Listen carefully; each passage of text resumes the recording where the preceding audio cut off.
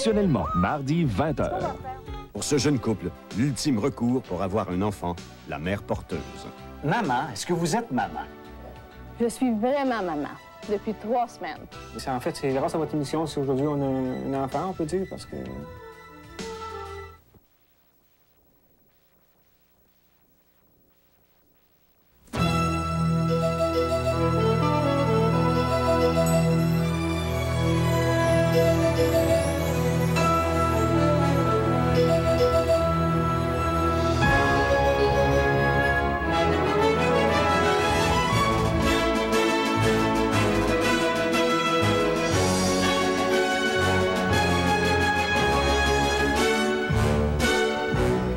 L'information à TVA, c'est la vie. Les sauts des pavillons visités. Il coûtait 35 $ pour la saison et donnait accès à tous les pavillons du site. Cette année-là, les écoles ont fermé tôt pour permettre aux jeunes de travailler.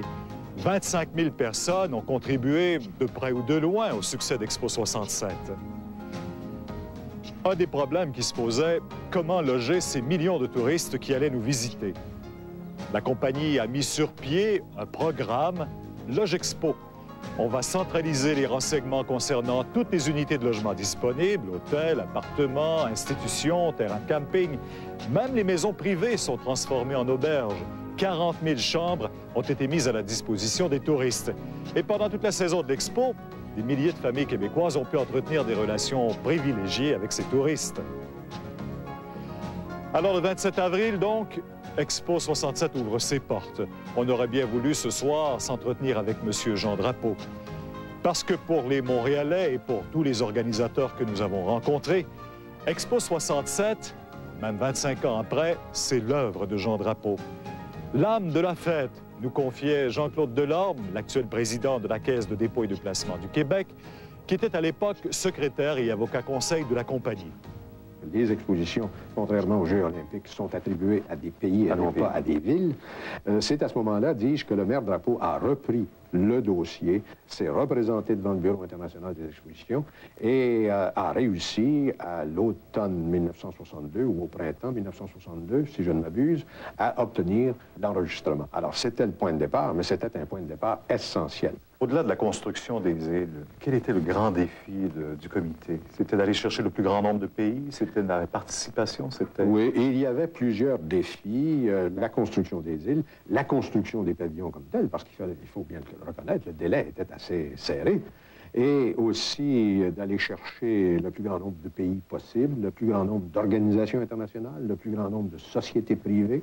Et le succès de l'Expo 67 auprès des pays étrangers est largement attribuable à Pierre Dupuis, comme tout le monde le sait. Est-ce qu'avant 1967, on avait pensé qu'Expo 67 allait se prolonger au-delà de 1967?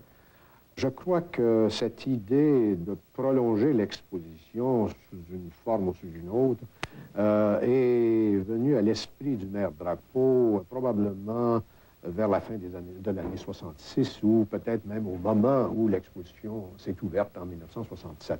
Et c'était effectivement une décision difficile à prendre parce que le site était vraiment extraordinaire. Alors, il était facile de comprendre les difficultés que posait la démolition de tous ces pavillons. Et c'est la raison pour laquelle je crois que le maire Drapeau a proposé à toute fin pratique de racheter pour $1 les pavillons des pays qui les avaient construits de manière à poursuivre avec ce qui est devenu par la suite Terre des Hommes. Si je vous demandais, 25 ans après l'événement, quel est votre meilleur souvenir de cette expérience, peut-être même avant 1967, puisque vous étiez là depuis 1963, 62, 63. Oui. Bien, disons que j'ai beaucoup de souvenirs de l'Expo 67, mais je crois que le moment le plus émouvant que j'ai connu à l'exposition 67 a été sûrement cette sensation que j'ai ressentie pendant la cérémonie d'ouverture. Parce que nous voyions là, d'une façon concrète, la réalisation de ce qui avait été l'objet de toutes nos activités depuis 5 ans, depuis 6 ans. qui Et la journée ou l'événement que vous aimeriez oublier? Oublier, ben, disons que... Que vous avez peut-être déjà oublié. Oui, un moment moins agréable. C'est produit, en fait, le même jour que celui de l'ouverture, parce que nous avions, à ce moment-là, à faire face à une grève intempestive de la part de l'équipe de sécurité.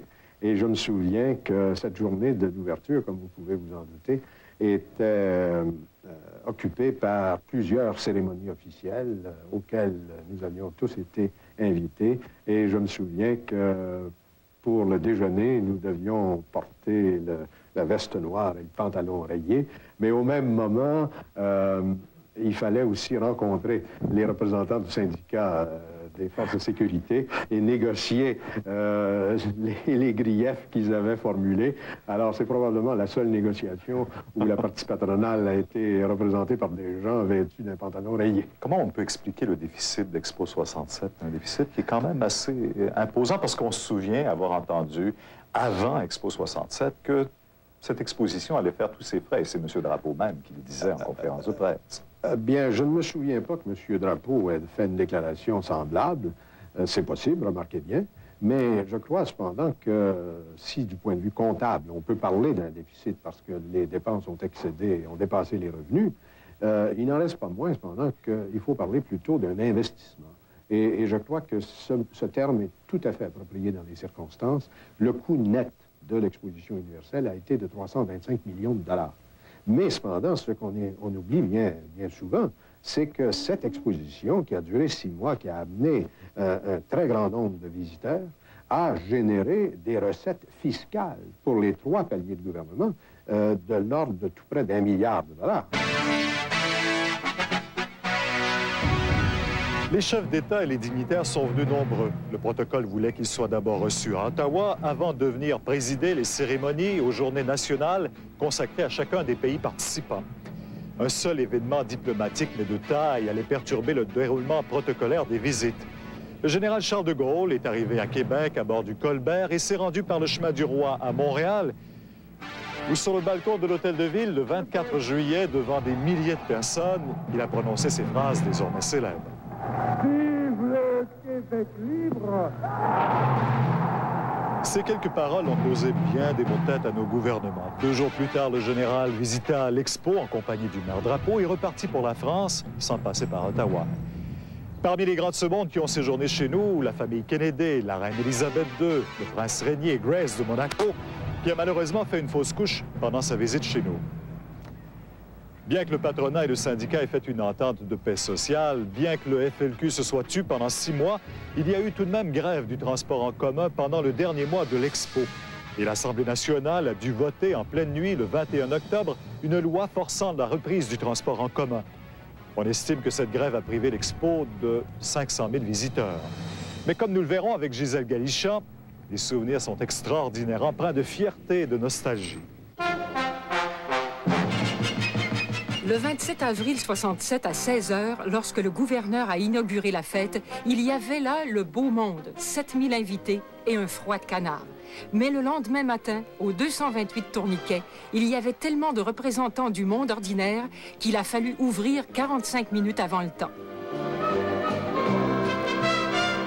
Le simple citoyen prenait une dimension planétaire. 30 millions de visiteurs avaient été prévus. Il en est venu 50 306 647. Ça vous rappelle des souvenirs, ce geste-là? Oui, ça reste évidemment de très bons souvenirs. Marthe Lemay et Alexandre Racine, parents de 6 enfants, sont allés à Terre des Hommes 9 soirs consécutifs. Ce soir-là, ils n'avaient pas amené la marmaille. C'était le 28 octobre 67 à 18h58. Alors, c'est pour ça que je vous dis que ça a été vraiment une surprise, parce que je peux vous dire que je sortais de la douche et puis que j'avais même pas les cheveux frisés. Puis ça pressait, il fallait être là ce soir-là. J'ai dit, c'est le dernier, il faut se dépêcher, je vais aller voir le labyrinthe. Mais c'est le labyrinthe, je ne l'ai pas vu. C'est ça, comment ça s'est produit? C'est un agent de sécurité? Un agent de sécurité qui m'a dit, « Es-tu où? » Cela leur a valu, entre autres, une place au premier rang pour la cérémonie de clôture le lendemain, à côté du maire Jean Drapeau, l'âme et le cœur de l'Expo. Il n'en reste pas moins que sa contribution sera la plus marquante, je pense, parce que c'est lui qui a vraiment combattu pour amener ça. Tous les gouvernements ont sauté ensuite à bord, mais... Ces 185 jours d'émerveillement, il avait fallu les préparer, aller chercher des exposants. J'ai fait 7 missions en Amérique latine, 5 missions en Europe.